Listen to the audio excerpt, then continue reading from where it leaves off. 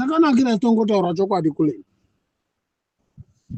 Isisi tongotaura chokwadi totsemurira vanhu reality sezvairi. Sezvairi. Hatiregi kutaura. Kuonesana nehama dzedu dzinenge dzarashika idzi tinotodzudza. Tinodzionesa kuti apa muntaraunda vanga vagona kuchiita chinhu chavo ichi. But mawira amakaita nacho muchida kupinda nacho padare kujoinisa vanhu kwavo nembavha. Demakatoti mbavha hatichadzidi, toda kuchitora vanhu vakachena, maKristu tisapa. Ingadeke nomakasapotewa. Manje apapa. Chero maizoenda kujere, vanhu vaikumira-mirirai.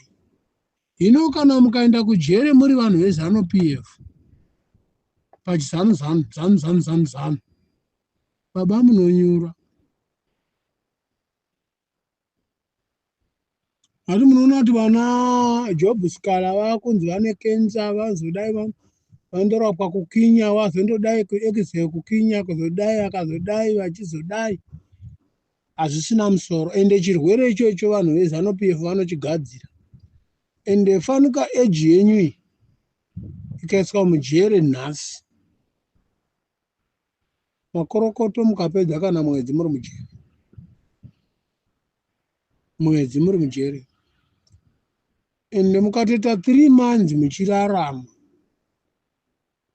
Muri muZimbabwe.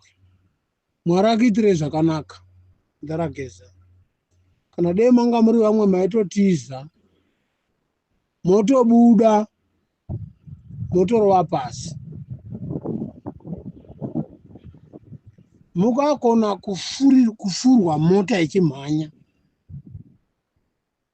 Munofurirwa kupurazi renyu.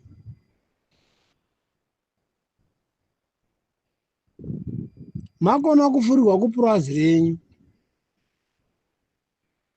Mucharohwa nezvidhoma monzi heart attack.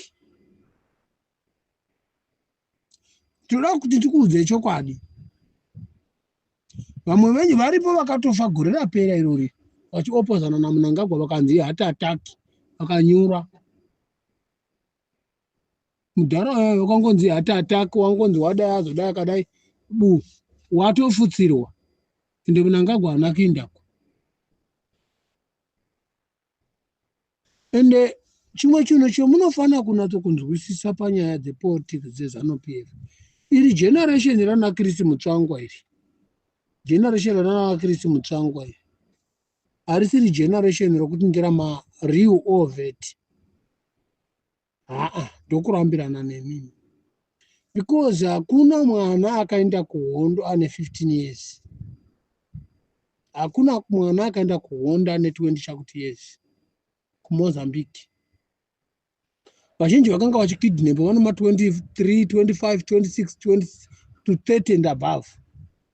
Saka chitarira kuti 30 years plus 45. Vamwe vanga vari more than 45, 30 years, 35 years. Vachirwira Zimbabwe. Havatosasiriko.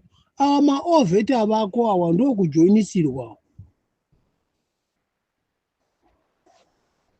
Saireri timu raMnangagwa iri. Wototi wana Chivhayo maovheti. Munhu wa 1981. Oti muovheti. Mite mushe mimi.